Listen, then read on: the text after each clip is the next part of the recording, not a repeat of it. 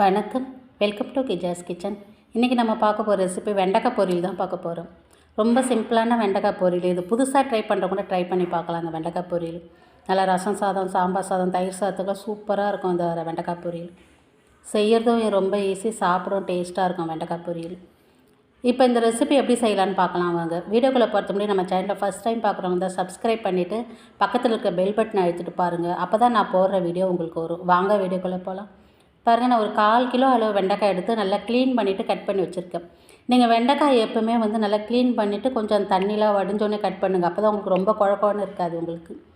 நான் இந்த சைஸில் கட் பண்ணி வச்சுருக்கேன். நீங்கள் கொஞ்சம் பெருசாக வேணால் கூட கட் பண்ணிக்கலாம். இப்போ பூண்டு ஒரு 5 பல் தட்டி எடுத்து வச்சுருக்கேன். ஒரு வெங்காயம் பொடி பொடியாக கட் பண்ணி வச்சுருக்கேன். கொஞ்சம் கருவேப்பிலை எடுத்து வச்சுருக்கிறேன் நான். இப்போ ஸ்டவ்வில் ஒரு கடாயை வச்சுக்கலாம். பாருங்கள், கடாயை வச்சுருக்க. கடாயை நல்லா காஞ்சிருச்சு. எண்ணெய் ஊற்றிக்கலாம். ஒரு 3 ஸ்பூன் எண்ணெய் ஊற்றிக்கிங்க. அப்போ தான் வெண்டைக்காய் வதங்கலாம் கொஞ்சம் நல்லாயிருக்கும் உங்களுக்கு.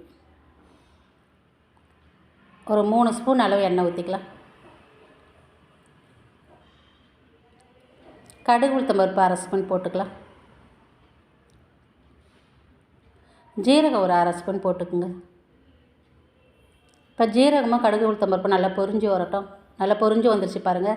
இப்போ நம்ம ஒரு 5 பல் பூண்டு தட்டி எடுத்து வச்சுக்கோம் பாருங்கள், அது போட்டுக்கலாம். கருவேப்பிலையும் போட்டுக்கலாம். இது கூடயே நல்லா வதக்கிக்கலாம்.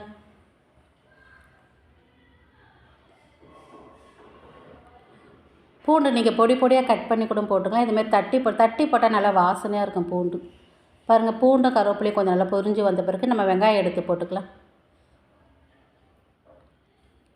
நான் ஒரு வெங்காயம் நல்லா கொஞ்சம் பெரிய வெங்காயமே எடுத்து கட் பண்ணி வச்சுருக்கேன். நல்லா வதக்கிக்கலாம் நம்ம.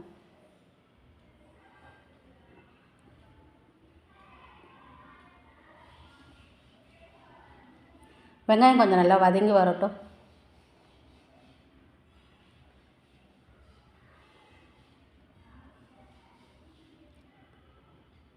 பாருங்கள், வெங்காயம் நல்லா வதங்கி வந்துருச்சு பாருங்கள். நீங்கள் தக்காளி கூட போட்டுக்கலாம். நான் தக்காளி போட்டால் கொஞ்சம் வெண்டைக்காய் கூட கொஞ்சம் சதன்னு இருக்கும். அதனால நான் தக்காளி போடலை. இப்போ நம்ம வெங்காயம் வதங்கிச்சு. வெண்டைக்காய் எடுத்து போட்டுக்கலாம்.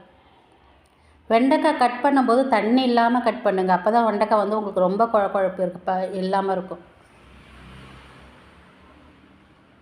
இப்போ வெண்டைக்காய் நல்லா வதக்கிக்கலாம். வெண்டைக்காய் அந்த குழகுழப்புலாம் போகிற அளவுக்கு நீங்கள் வதக்கிக்குங்க.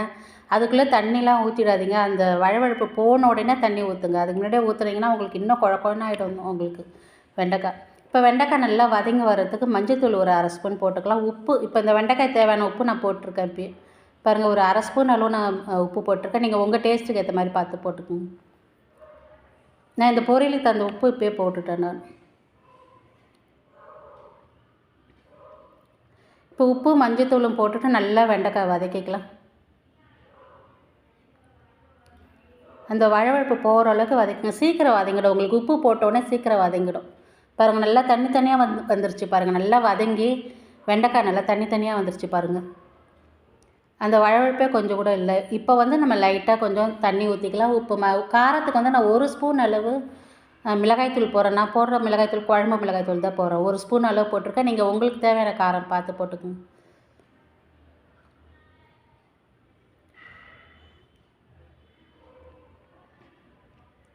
இப்போ லைட்டாக ஒரு 1/4 கப் அளவு தண்ணி ஊற்றிக்கலாம். ரொம்ப ஊற்றிடாதீங்க. ரொம்ப ஊற்றினீங்கன்னா உங்களுக்கு வதன்னு ஆகிடும் வெண்டைக்காய்.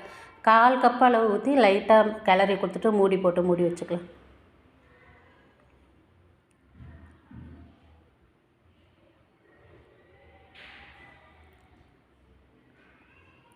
ஒரு மூடி போட்டு மூடி வச்சுக்கோங்க. இப்போ ஒரு 2 நிமிஷம் நல்லா வெந்ததை எடுத்து மறுபடியும் கிளறி கொடுங்க.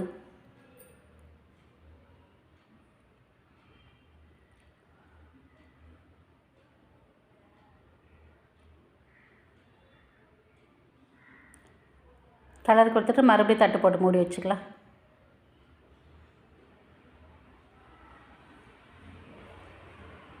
பாருங்கள், நல்லா தண்ணிலாம் வற்றி நல்லா உதிரியாக வந்துருச்சு பாருங்கள் வெண்டைக்காய். ரொம்ப சூப்பராக இருக்கும். தயிர் சாதத்துக்கு இந்த வெண்டைக்காய் பொரியல் வச்சு சாப்பிடுங்களேன். ரொம்ப சூப்பராக இருக்கும் உங்களுக்கு. டேஸ்ட்டும் நல்லாயிருக்கும் உங்களுக்கு. பாருங்கள், நல்லா உதிரியாக இருக்குது பாருங்கள் வெண்டைக்காய். வெண்டைக்காய் அந்த சதப்பே இல்லை பாருங்கள். நல்லா தனித்தனியாக உதிரி உதிரியாக இருக்குது பாருங்கள். இப்போ வெண்டைக்காய் பொரியல் ரெடி ஆகிடுச்சு பாருங்கள். இதோட அளவெல்லாம் ஐபட்டில் கொடுக்குறேன், பார்த்துக்குங்க. இதே அளவோட நீங்களும் செய்து சாப்பிடுங்க. இவ்வளோ நேரம் என் வீடியோ பார்த்துக்க ரொம்ப நன்றி. இந்த வீடியோ பிடிச்சிருந்தால் லைக் பண்ணுங்கள், ஷேர் பண்ணுங்கள், சப்ஸ்கிரைப் பண்ணுங்கள். அப்படியே இந்த வீடியோ உங்கள் ஃப்ரெண்ட்ஸ் அண்ட் ஃபேமிலிக்கு ஷேர் பண்ணுங்கள். வீடியோ பார்க்குறவங்க லைக் பண்ணிட்டு வீடியோ பாருங்கள். வணக்கம்.